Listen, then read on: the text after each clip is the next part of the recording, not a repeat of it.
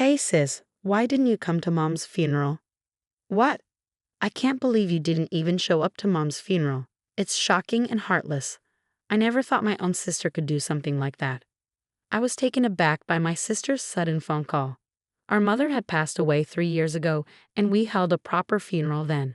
I couldn't understand what she was referring to. I'm married now with children of my own.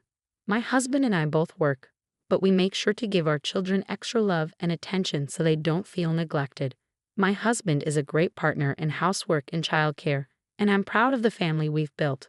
I'm determined not to let my children go through what I did growing up.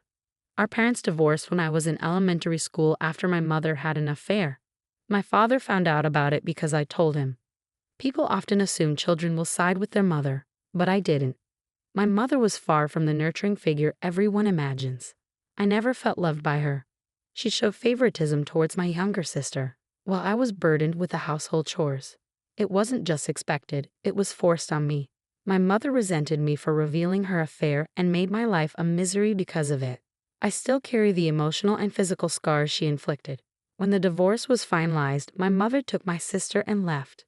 Thankfully, my father and grandparents ensured I maintained contact with my sister, and we continued to meet regularly. However, as I entered middle school, our visits became less frequent. At first, I thought it was just a matter of adult responsibilities, but it seemed my sister was deliberately avoiding me. After she turned down my invitation several times, I asked if I had done something to upset her. My sister explained that our mother had told her the collapse of our family was my fault. In their eyes, I was the one who betrayed the family. My sister believed that if she continued to see me, she would risk being cast aside as well. She found it too difficult to contact or meet me behind our mother's back and asked me to stop trying.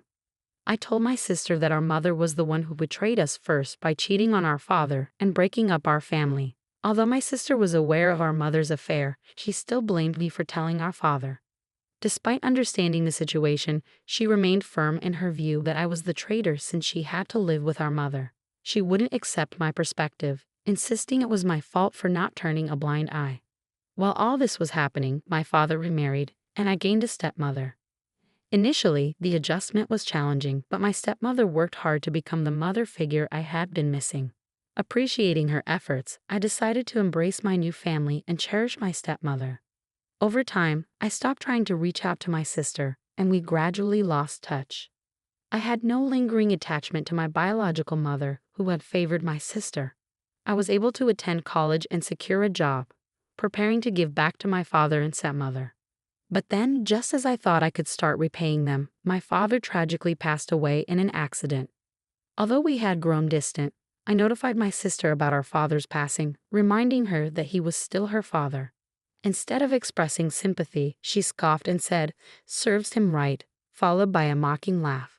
I thought she might attend the funeral, but neither my biological mother nor my sister made an appearance. Their absence was surprising, but they both showed up later when the time came to discuss my father's inheritance. Their sudden arrival caught everyone off guard, especially given their flashy and overly elaborate attire and makeup. They looked so different from the mother and sister I once knew that they were hardly recognizable. "At least let us know when the inheritance meeting is," they demanded. We had to check every day because we didn't know when it would happen. My mother claimed she had been waiting nearby since the funeral ended, eager to join the inheritance discussions. It seemed more appropriate for her to attend the funeral instead, especially since the meeting was scheduled for the day immediately following the funeral. "Because of what you said, my poor daughter had to endure so much. You're going to give us a fair share, right?" Although they divorced and lived separately, the children still have inheritance rights. I never intended to deny that. My father's personal estate wasn't substantial enough to be widely distributed among the family. I can support myself through my job, and my stepmother is young enough to continue working. She seems inclined to work for a while longer, so even if I handed over my father's estate to my biological mother, my stepmother wouldn't be financially strained. To avoid further disputes, I decided to forgo my claim to my father's inheritance. What a fool! He made such a big deal out of a minor affair and pushed for a divorce. I agreed because staying with such a narrow-minded man was stifling. It wasn't our dad who left Mom, it was Mom who left our miserly dad. Poor you, having to grow up with such a father. My mother mocked and belittled my late father, while my sister joined in, laughing harshly and echoing her criticism. My sister went as far as to insult me, suggesting it was pathetic that I was raised by a father who had been abandoned. Neither of them showed any empathy or understanding for the sorrow and loss my father faced after being betrayed. Say whatever you want about me, but please respect our father's memory. What? The traitor speaks. You're the cause of all our troubles. And what about that drab appearance? You look older than your age, almost like Mom. With that kind of look, you probably don't have a boyfriend. If you can't attract a man, what use is it to be a woman? If you don't think that matters, you're seriously lacking as a woman. After a heated argument, my mother and sister told me to never contact them again and left abruptly. I couldn't bring myself to feel anger or disappointment toward them. Their inability to consider anyone else's perspective and their rigid self-centeredness left me feeling nothing but a deep emptiness. In that moment, I cut them out of my life completely. After they left, there was a period of quiet, but then a cough from someone brought me back to the present, and the inheritance was divided solemnly. Years later, my stepmother inherited the house my father left behind, and I continued living there. I sensed that she was thinking of me, even though I was now an adult.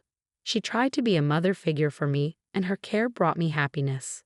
But then she fell ill and was hospitalized. I'm sorry I didn't ask you to live with me just so you could take care of me, she said. I understand, but even though we live separately, I would have cared for you during your hospital stay, so there's no need to apologize. I visited the hospital to care for my stepmother whenever I could take a break from work. I didn't want any regrets like I had when my father was ill. Perhaps it was a form of self-satisfaction. Her time was limited, and I wanted to spend as much of it with her as possible. Throughout this difficult time, one man stood by me. Before my stepmother's illness was discovered, we had been planning our wedding. However, just as we were about to finalize our plans, we found out about her illness. I suggested postponing the marriage, but my partner felt it would be better to provide my stepmother with the reassurance of our commitment, and his presence proved invaluable to me. When the moment was right, I introduced him to my stepmother. He told her, "I'm excited for us to share our lives together, the three of us." His words and support meant the world to me. He added, "I have to see you in your wedding dress for your father's sake." This seemed to be her greatest joy, and she held on longer than expected. But a few days after our wedding, she passed away, joining my father in rest. My stepmother was financially secure, and I inherited a significant sum. With what she left behind, 3 years later I was able to build a happy family. However, my husband and I agreed from the start of our marriage to continue working and live within our means without depending on the inheritance. Today, like any other day, I went to work and received a call on my personal phone from an unfamiliar number. Assuming it was a sales call, I didn't pick up. But the calls kept coming, one after another. I thought maybe someone was repeatedly dialing my number by mistake. At the end of the day, I decided to answer, and to my surprise, it was my estranged sister. Finally, where were you? What do you mean? How could you forget our mother's funeral? Of course. She sounded like she was crying heavily. What are you talking about? Our mother's funeral happened 3 years ago. Huh. There was a brief silence and then she continued angrily. Maybe your stepmother died too. I'm talking about our real mother, and calling someone unrelated to you mother is just wrong. I found her tone irritating, but I tried to set it aside, understanding that the loss of her mother was likely a significant shock for my sister. For me, my stepmother was my real mother. She married a man with a child and instantly became a parent to a middle schooler. It wasn't until I had my own family that I fully grasped the challenges she faced. I believe the experience of nurturing a life within oneself is a time for a mother to grow in self-awareness and dedication. Of course, there are many ways to create a loving family, such as through adoption, without a biological connection. However, stepping into the role of a mother to a middle schooler unexpectedly is no easy feat, no matter how you look at it. Reflecting on my stepmother's efforts and concerns, all I feel is deep gratitude. I am eternally grateful to the stepmother who raised me. She is the model of the mother I aspire to be. Biological connections mean little. My sister's so-called real mother never even acknowledged my existence. When I think of the word mother, it's my stepmother who comes to mind, not my birth mother. At first, I was confused. I had assumed she was talking about my stepmother. Once I understood what my sister meant, I responded with a lack of interest. Oh, I see. I could hear what sounded like her hitting or stomping on something in frustration over the phone. What? That indifferent tone. The funeral has already happened. How could you not attend your own relative's funeral? You're so heartless. You must not have a drop of compassion. Though she raised a valid point, my sister had also skipped our relative's funeral. Our late father loved both of us dearly, and he was far more caring than our mother. In fact, neither my birth mother nor my sister attended our father's funeral, yet they took his inheritance and spoke ill of him. If you ask me, it seems more like they're the ones who lack compassion. Indifferent? Weren't you the one who said we were strangers? Huh. You got involved in the inheritance despite skipping Dad's funeral, right? Weren't you the one who told me never to contact you again? And I only just found out about our mother's death. After a pause, my sister murmured a small, "Oh, I forgot to tell you about the funeral." Well, I'm glad you remembered. I'm going to waive any inheritance related to that woman, so you can do as you wish with it. With that, I ended the call. However, my sister, perhaps not fully grasping the situation, contacted me again a few days later. "Katie, I need your help. It seems our mother hinted at marriage to several men. Isn't that considered marriage fraud? They're threatening to sue me for compensation if I don't comply. I'm getting bombarded with demands. Just pay them. If I could, I wouldn't be calling you. Didn't you hear me say several men? It's not just one or two. Some of them seem really shady too.